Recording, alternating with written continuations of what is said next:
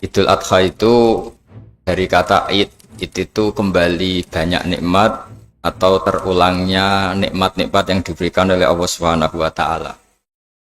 Kemudian Al-Adha ini banyak yang mengatakan terkait dengan ibadah penyembelihan kurban, disebut Idul Adha atau Idul Kurban. Saya cerita sedikit tentang sejarah Idul Adha. Dulu ada seorang malaikat yang menjelma sebagai manusia dan beliau ini komunikasi dengan Nabi Ibrahim.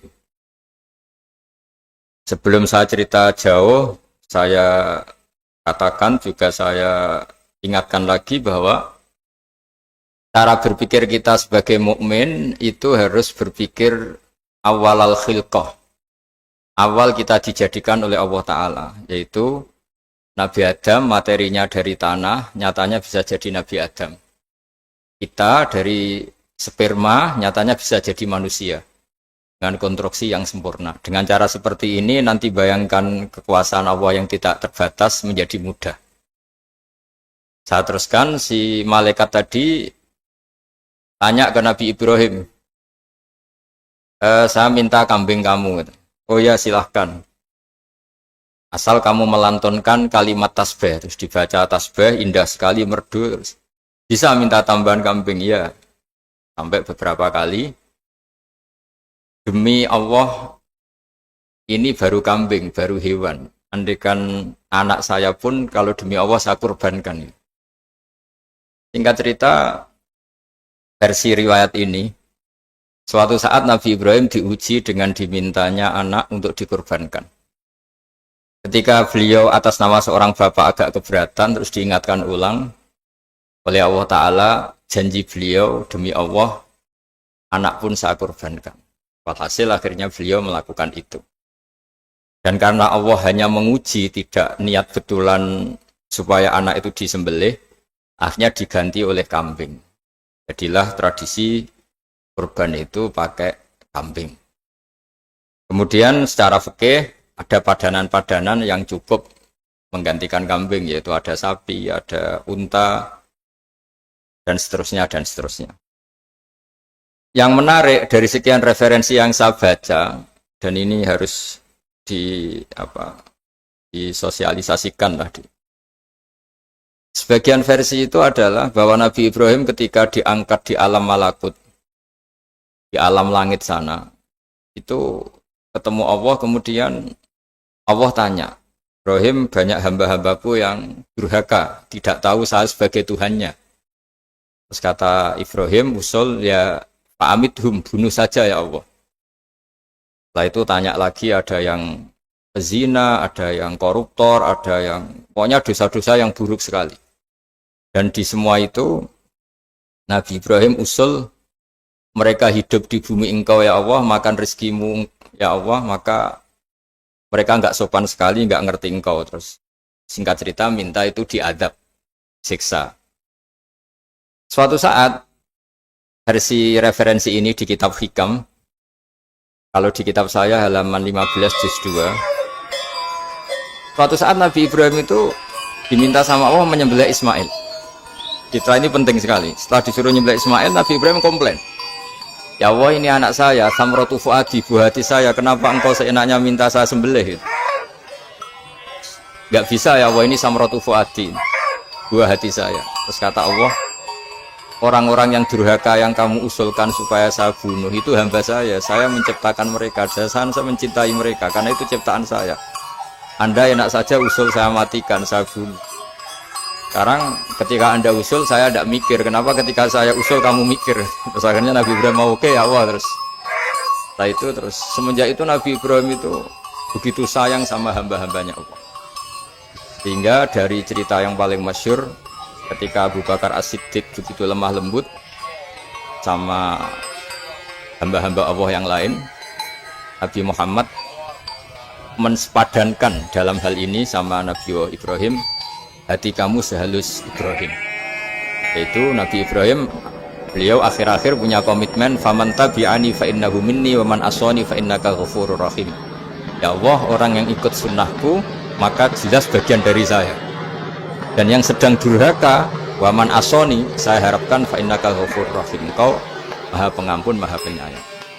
Semenjak itu menjadi sunnatan mutaba'ah bahwa agama ini agama rahmatan lil alamin, bahwa melihat kemungkaran, melihat kebodohan, ketimpangan, itu komitmen kita ini membenahin, bukan menghabisin. Melihat kesalahan, komitmen kita ini in uridu ilal islaha mastata'tu. Komitmen kita ini ingin lebih baik, bukan mengacaukan dunia ini. Semenjak itu terus syariat-syariat Islam disebut anit tabi millata Ibrahim Hanifah, bahwa kita ngikuti millahnya Ibrahim. Sebab itu kemudian setelah ini menjadi sunnatan mutaba'ah, bahkan banyak ulama yang berpendapat ketika Rasulullah SAW Mi'raj, itu dari sekian Nabi Ulul Azmi yang nggak ketemu itu Nabi Nuh. Nabi Nuh alaihissalam, padahal termasuk Nabi Ulul Azmi. Itu banyak yang menganalisis karena Nabi Nuh itu pernah berdoa, Rabbi la tadhar alal ardi minal kafirina dayaro. Nabi Nuh adalah Nabi yang pernah cara Jawa maksudno kaumnya, mendoakan buruk sama kaumnya, dan itu tidak manhaj, tidak metode yang Nabi Muhammad disuruh ikut metode itu, tapi Nabi disuruh ikut manhaj atau pola sosiologi, pola dakwah atau pola sosial yang harus ngikuti Nabi Ibrahim anit tabi millata Ibrahim Hanifah. Nabi Ibrahim itu orang yang sangat lemah lembut, yang ngendikan faman tabi'ani fa innahu minni wa man asani fa innaka ghafurur rahim. Sebab itu teman-teman yang di Kanada, yang di mana-mana, kita ngikuti status ilmu hakikat. Di ilmu manusia, negara ini milik Kanada, milik Amerika, milik Eropa misalnya, atau milik mana sajalah. Tapi di status ilmu hakikat, semua itu milik Allah. Sehingga di antara ciri khas Islam adalah, kalau dulu agama-agama lain harus salat di tempat peribadatan mereka, Islam mengatakan ju'ilat lanal ardu kulluha masjidan, semua bumi Allah itu masjid, tempat sujud. Sehingga orang Islam fa'enama adrokatu sholat, kamu kapan saja ketemu waktu sholat, ya sholat, semua bumi Allah itu tempat sujud. Sehingga suatu saat sahabat yang biasa siaha, biasa hidup di perantauan, Nabi memberi nasihat, al-bilad biladullah wal ibad ibadullah. Fahaitsuma asabta khairan fa'akim. Semua negara itu milik Allah. Semua hamba dimanapun juga hamba Allah. Kamu di mana saja mendapatkan kebaikan, ya silahkan berdomisili di situ. Saya pernah di Korea, itu asik karena itu yang orang-orang katanya teman-teman. Saya ini di rumah itu nggak kiai, Gus. Sering di sawah, sering di Tegal. Gara-gara di Korea jadi mufti, gitu. Karena nggak ada kiainya, gitu. Jadi orang-orang yang nggak jadi kiai di Jawa, mungkin kalau di luar Jawa atau di luar Indonesia malah jadi kiai gitu. Artinya gini, pentingnya jadi kiai bukan menjadi gagah, itu enggak, tapi begini. Dulu bawaannya rakyat itu kan kalau ke masjid komplain, ada masjid bocor, kayak ada keran yang kurang baik. Tapi kalau sudah jadi kiai itu tahu rasanya. Betapa nata masjid itu susah, ngelola masjid itu susah, nyari imam itu juga susah. Melanggengkan jamaah juga susah. Jadi pentingnya jadi kiai itu bukan gagah-gagahan jadi imam, tapi bertanggung jawab atas proses yang berjalan. Jika dulu di antara nasihat bapak saya, bapak itu termasuk orang yang nggak suka sama orang tawadhu, orang yang sopan. Dulu saya juga iskal itu janggal. Kata bapak, wong tawadhu itu apik, orang sopan itu baik. Tapi biasanya itu cara orang menghindari tanggung jawab. Disuruh jadi kiai gak mau, tapi kalau ada kiai salah komplain itu. Disuruh jadi menteri gak mau, kalau ada menteri salah komplain itu. Disuruh jadi apa gak mau, kesannya tawadhu, tapi sebenarnya hanya menghindari tanggung jawab. Disuruh pidato gak mau, disuruh jadi MC gak mau, tapi kalau ada orang salah komplain itu.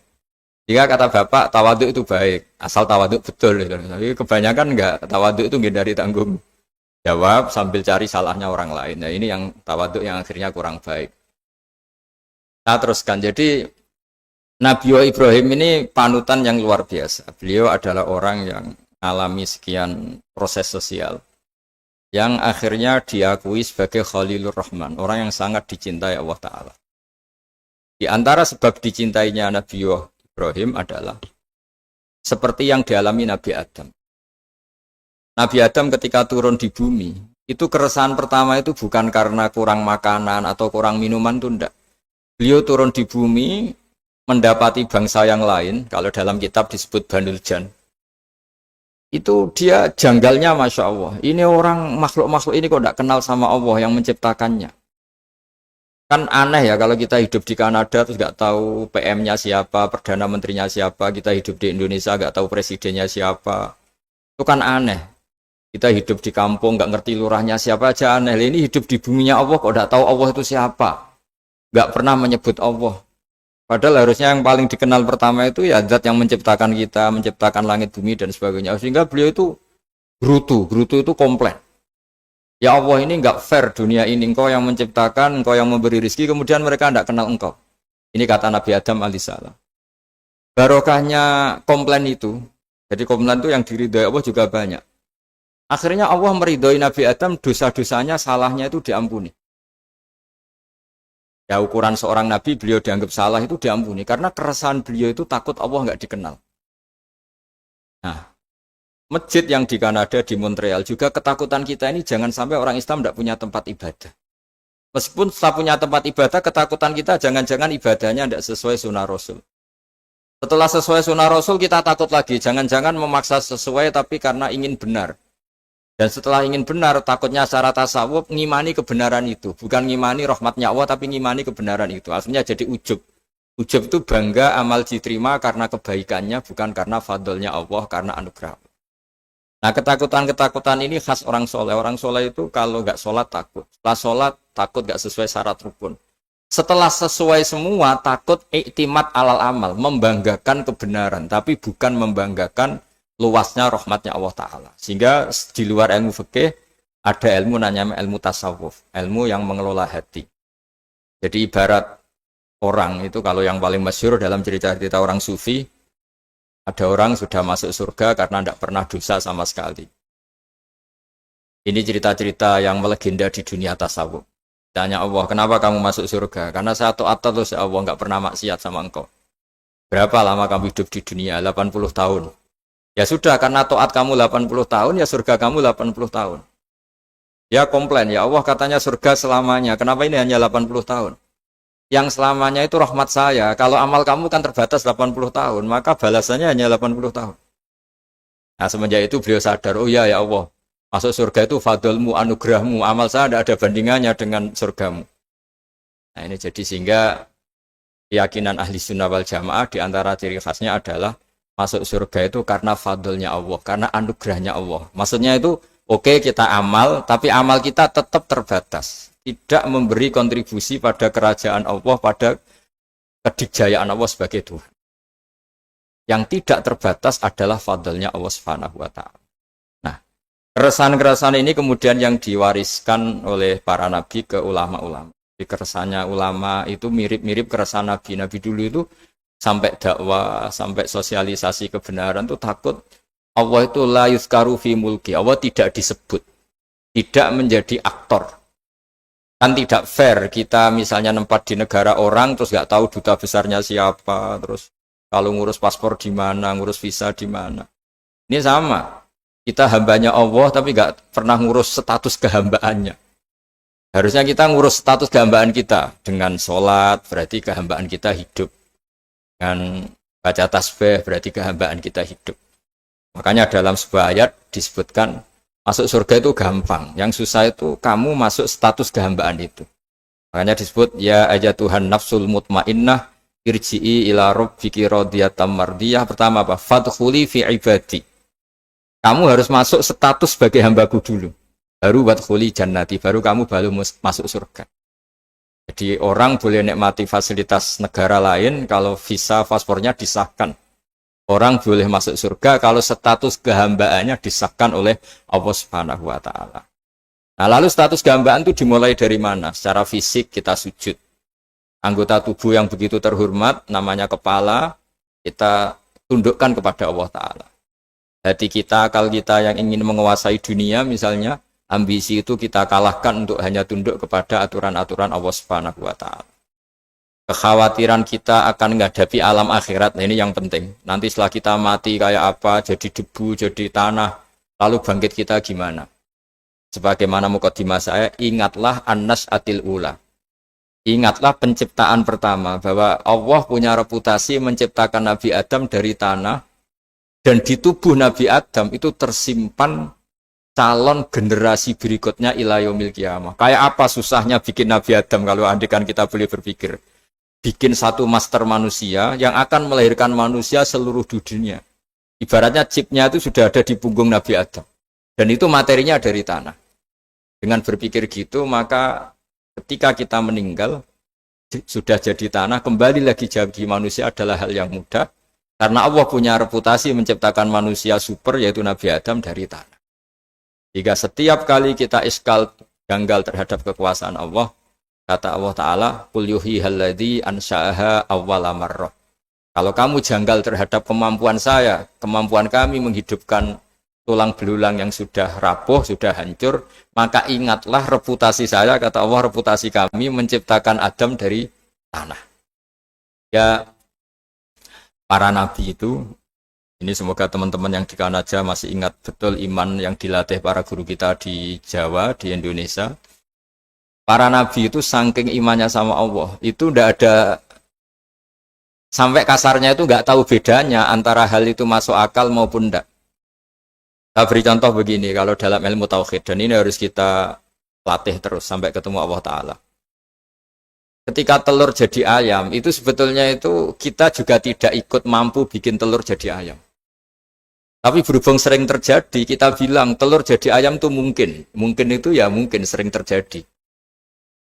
Padahal sering terjadi ini juga tidak yang jenis kita ikut berkontribusi.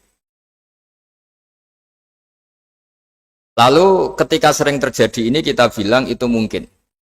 Padahal saat kita bilang mungkin, juga hakikatnya kita tidak ikut menciptakan telur menjadi ayam.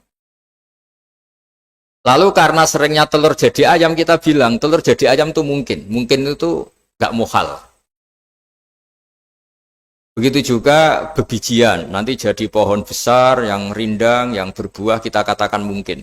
Kenapa kita katakan mungkin? Karena itu sering terjadi. Toh kita pun tidak ikut menciptakan biji jadi pohon besar, telur jadi ayam. Artinya apa? Zaman sesuatu itu sering terjadi, kita pun sebetulnya tidak pernah ikut menciptakan. Hanya menyaksikan sering, terus kita bilang itu mungkin. Tapi kita tidak memberi kontribusi sama sekali. Semua itu karena kudrohnya Allah, kemampuan Allah. Lalu ketika ada orang yang bilang batu ini bisa melahirkan unta, kita bilang muhal, batu itu tidak mungkin melahirkan unta.